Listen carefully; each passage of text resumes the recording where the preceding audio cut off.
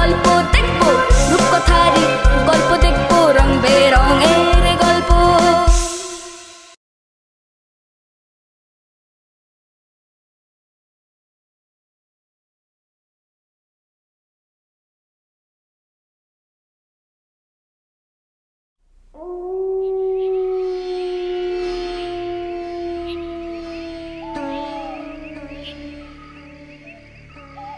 এইবার সময় হয়ে গেছে গুরুদেবের দেওয়া ওই আপেল দুটি রাজা আদিত্যের দুই রানীর হাতে তুলে দেবার। এবার সময় এসে গেছে ওই রাজ্যের যোগ্য উত্তরসূরি আসার।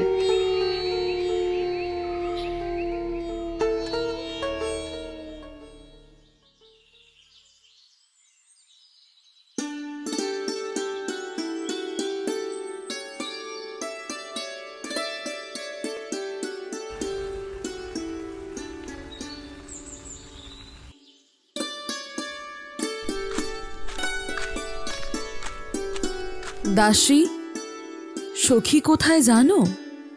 অনেকক্ষণ ধরে আমি তাকে খুঁজছি, তবে তাকে কোথাও দেখতে পাচ্ছি না। উনি প্রাসাদের পিছন দিকের বাগিচায় আছেন।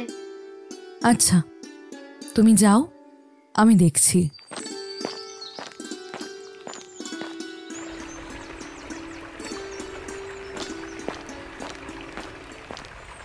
সখী, তুমি অসময়ে এখানে কি করছো একা একা? ও তুমি এসো, বসো এখানে। আসলে মনটা ভীষণ খারাপ হয়ে আছে। কেন সখী? জানো দিদি, আজ আমার পিতার রাজ্য থেকে দূত এসে খবর দিল আমার দাদার এক পুত্র সন্তান হয়েছে। এই যে সুসংবাদ, কিন্তু তোমার মন খারাপ কেন? আচ্ছা, আমরা কবে এই সুখের ভাগিদার হব? সত্যিই তো, আমাদের জীবনে কোনো কিছুরই অভাব নেই, শুধুমাত্র একটি সন্তান ছাড়া। এই নিয়ে মহারাজ নিজেও খুব চিন্তিত। মহারাজের পর এই বিরাট সাম্রাজ্য কে সামলাবে? কবে যে আসবে সেই দিন।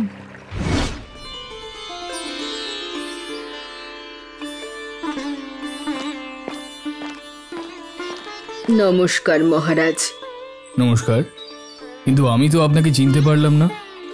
আমাকে আপনি চিনবেন না, তবে আমি আপনাকে চিনি। আপনি যে গুরুর থেকে দীক্ষা নিয়েছিলেন, আমি তারই বোন। দাদা আমাকে আপনার রানীদের সাথে দেখা করে কিছু কথা বলতে বলেছিলেন। তাহলে তো আপনি আমার গুরুমা হলেন। আপনাকে রানীদের সাথে সাক্ষাৎ করতে দিতে আর কোনো বাধা রইল না। আমি অনেক দূর থেকে আসছি মহারাজ, আপনার রানীদের সাথে কিছু কথা বলতে চাই। পথশ্রমে আপনি বড্ড ক্লান্ত, আপনি এখন একটু বিশ্রাম নিন, তারপর না হয় তাদের সাথে দেখা করবেন। না মহারাজ, আমি একদম ঠিক আছি। রানীদের সাথে এই মুহূর্তে কথা বলাটা খুবই জরুরি। বেশ, আপনার যেমন ইচ্ছে। এই কে আছো? দাসীকে খবর পাঠাও। আদেশ করুন মহারাজ। ইনি আমার গুরুমা, ওনাকে নিয়ে যাও অন্দরমহলে।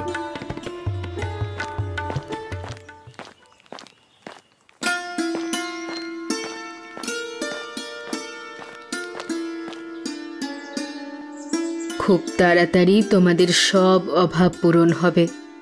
আমাদের যে কোনো অভাব নেই।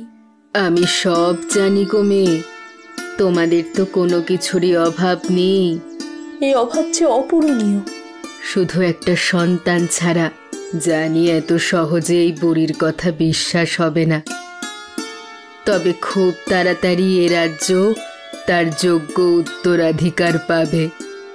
এ কি করে সম্ভব বুড়িমা?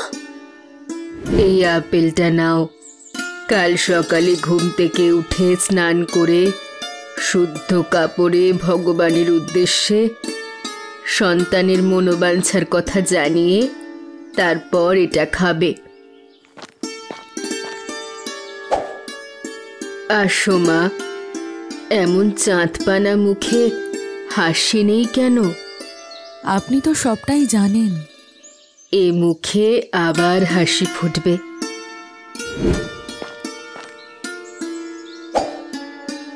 আপনি একটু বসুন এখানে, আপনার জন্যে একটু জলখাবারের আয়োজন করি।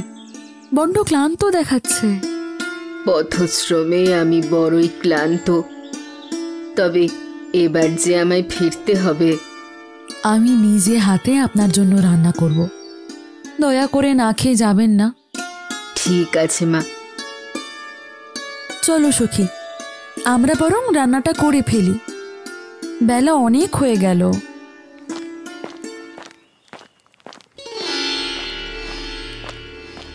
তুমি যাও দিদি, এমনিতেও ওনার কথাগুলো আমার কেমন যেন অদ্ভুত লাগছে। আমি এসব করতে পারবো না।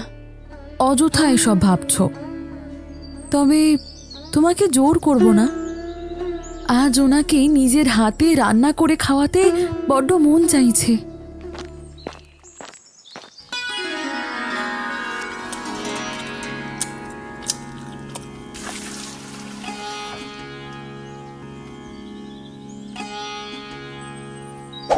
এই পালকটা যত্ন করে রাখবে। এটা তো দেখে সোনার পালক বলে মনে হচ্ছে, এটা কি কাজে লাগবে? তুমি বড্ড সরল। যাই হোক, তোমার রান্না কিন্তু আমার বেশ লেগেছে, তাই তোমায় এটা উপহার দিলাম। এই পালক হাতে নিয়ে তুমি আমার কথা ভাবলে আমি তোমার সামনে হাজির হব, তবে তাও কিন্তু একটা নির্দিষ্ট সময়ের জন্য।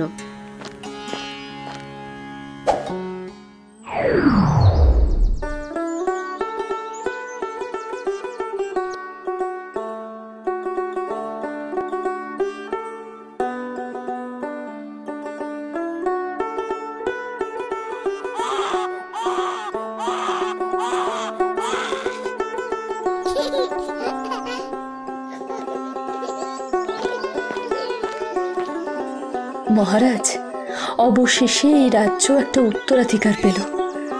আজ আমি খুব খুশি। আচ্ছা, আমাদের ছেলের নাম কি রাখা যায়? নাম আমাদের পুরোহিত মশাই রাখবেন। আমার 2 সন্তানের নাম ঠিক করবেন পুরোহিত মশাই। তাকে যে ধন্যবাদ জানাবো তারও তো কোনো উপায় নেই।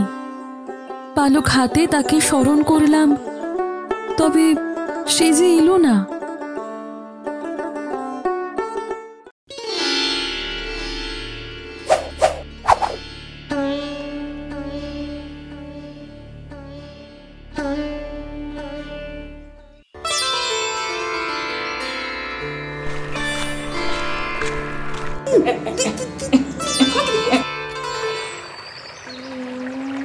কুমার, আজ তলোয়ারবাজি খেলবো, তুমি তৈরি তো?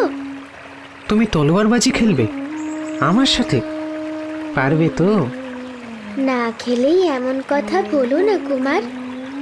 ভুলে যেও না, আমিও নিয়মিত প্রশিক্ষণ করি। বেশ, তবে আমার একটা শর্ত আছে। শর্ত? কিন্তু শর্ত রেখে কোনো কাজ করা যে নীতি বিরুদ্ধ কুমার। কেন, ভয় পেলে বুঝি? বেশ, তবে থাক তলোয়ারবাজি। না কুমার, আমি ভয় পাইনি। বেশ, বলো তোমার কি শর্ত? এই খেলা কেবল তলোয়ারবাজিতে আটকে থাকবে না, এরপর ঘোড়ায় চড়ে বনের পথে যেতে হবে, আর তারপর পাখি শিকার করতে হবে। বেশ, আমি রাজি।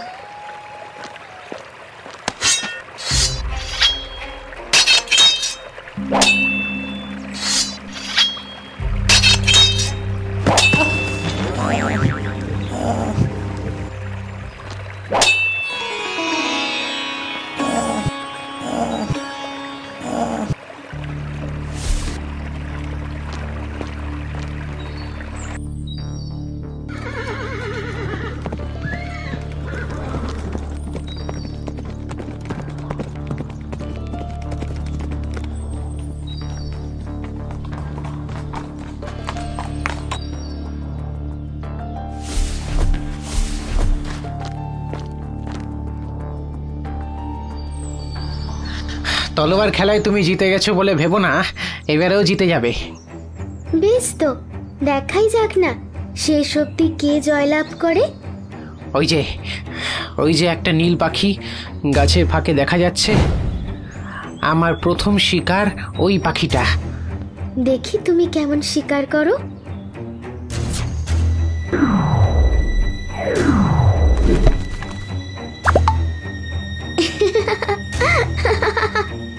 এত হাসার কিছু নেই, আমি ঠিক ওকে ধরবো। এবার আমারও লক্ষ্য ওই পাখিটা, দেখি কে জেতে।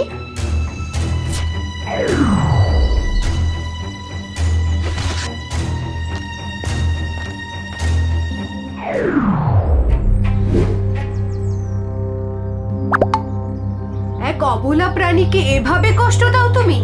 ধিক্কার তোমায়। ভুল হয়ে গেছে আমার, আমাকে ক্ষমা করে দিন। আমি তোমাকে অভিশাপ দিচ্ছি, তুমিও পাখিতে পরিণত হবে। ক্ষমা করে দিন আমায়, আমি আর কখনো এমন করব না। আমার অভিশাপ কখনো মিথ্যে হবে না।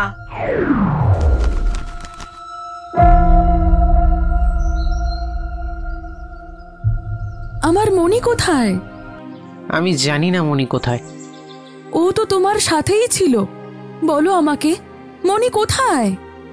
হ্যাঁ ছিল, তবে ও অনেকক্ষণ আগে ফিরে এসেছে। আমি একা একা জঙ্গলে ঘুরছিলাম। কোথায়? ও তো এখানে আসেনি।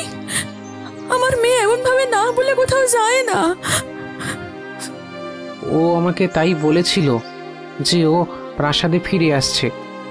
তারপরে আমি আর জানি না কিছু।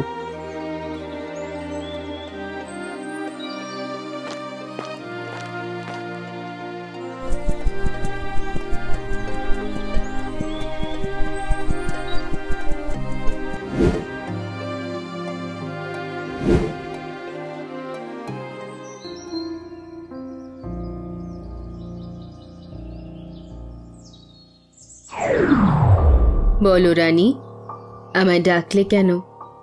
আপনি এসেছেন? হ্যাঁ, আমি এসেছি। আমি যে বলেছিলাম সঠিক সময় হলে তবেই আমি আসব। আমার মেয়েটা হারিয়ে গেছে, তাকে খুঁজে দিন দয়া করে। কিন্তু সে যে এখন ফিরতে পারবে না।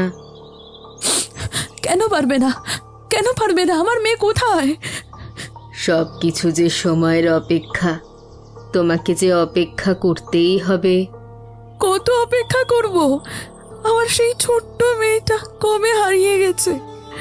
যে মেয়েটা একদিন আমায় ছাড়া থাকতে পারতো না, সে কতদিন হয়ে গেল নিখোঁজ। আপনি দয়া করে কিছু একটা ব্যবস্থা করুন, অন্তত একটা সূত্র দিন। সূত্র তো তোমার হাতের ওই পালকটাই।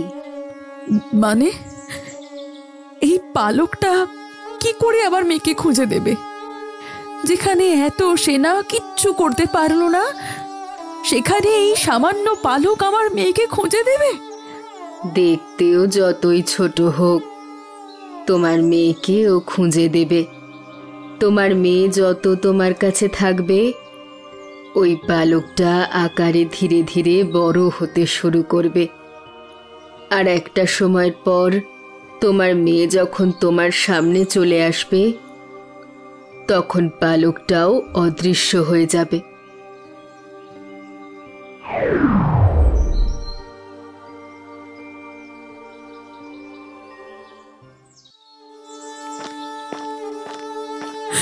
মহারাজ, মহারাজ, আমার মেয়েকে এনে দিন, আমি আর কিচ্ছু চাই না। আমি সব রকম চেষ্টা করেছি, আমি আর কি করতে পারি বলো? যাই হোক, আমি এখন শিকারে যাচ্ছি, ফিরে এসে কথা হবে। এই সময় শিকার? কোথায় যাবেন? এখানে তো একটাই বোন আছে। আমিও যাব আপনার সাথে, দয়া করে না বলবেন না।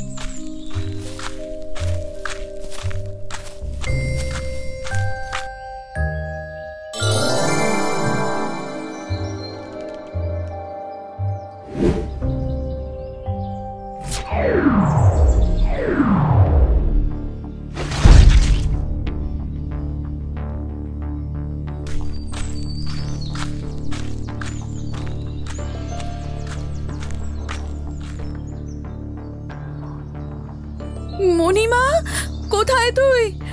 আয় মায়ের কাছে আয়। মণিমা, মণিমা। রানী, কি করছোটা কি?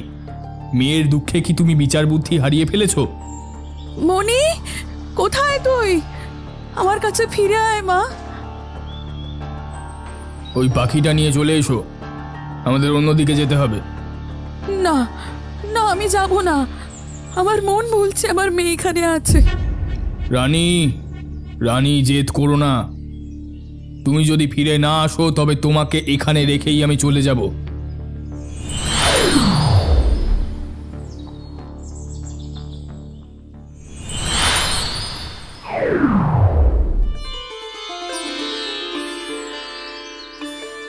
মণি, কি রে মণি, তোর এমন অবস্থা হলো কি করে? সেদিন আসলে আমি আর কুমার এখানে শিকার করতে আসি।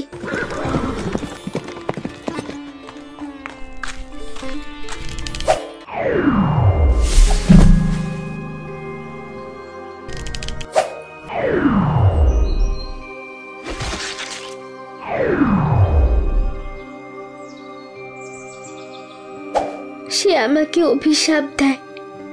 পরে আমার কান্নায় তার দয়া হলে সে বলে আমি যদি কোনো দুর্বল প্রাণীকে বাঁচাই তবেই আমি মুক্তি পাব। বাবা, আমি চাই এরপর থেকে আর যেন শিকার করা না হয়। বেশ, আজকের পর থেকে তাহলে আর শিকার হবে না। ওদের আঘাত করা একদম ঠিক হবে না।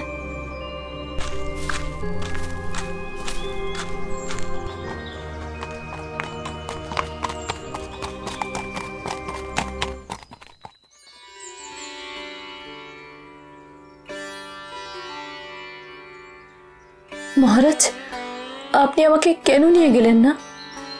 আমিও তো যেতাম শিকারে। আজকের পর থেকে আর শিকার করা হবে না। কিন্তু কেন পিতা? শিকার করতে আমার খুব ভালো লাগে। রাজারা তো শিকার করেই, তাহলে কেন শিকার করা হবে না? প্রতাপ, সেদিন তো তুমি ওর সাথে ছিলে, তুমি কি কিছু জানতে না? আমি খুব ভয় পেয়ে গেছিলাম পরীকে দেখে, তবে ফিরে আসতে আসতে তার কথাটা শুনেছিলাম। তাহলে সেটা বললে না কেন? আমি মাকে বলেছিলাম তো। আসলে আমি ভেবেছিলাম ও ছেলে মানুষ, কি দেখতে কি দেখেছে। কিন্তু যখন এতদিন হলো আর মনি ফিরল না, তখনও কেন বললে না? আমার ভুল হয়ে গেছে। আপনি সবসময় মনিকে বেশি ভালোবাসতেন, তাই আমি ভেবেছিলাম এই ভালো হয়েছে। দয়া করে আমাকে ক্ষমা করে দিন। আমি দুজনকেই সমান ভালোবাসি, তুমি খুব ভুল করছো। এসব কথা এখন থাক মহারাজ। আমার মেয়ে আমার কোলে ফিরে এসেছে, এই অনেক। হ্যাঁ, এখন এসব কথা থাক। আমারও তো ভুল হয়েছিল। ওইভাবে ওই পাখিটাকে কষ্ট দেওয়া আমার একদম ঠিক হয়নি। বৃদ্ধার ঠিকানা জানলে ওনাকে একটা ধন্যবাদ দিতাম। ওনার সাথে যোগাযোগের তো আর কোনো পথই নেই এখন, তবে আমি মন থেকে তাকে ধন্যবাদ জানাচ্ছি।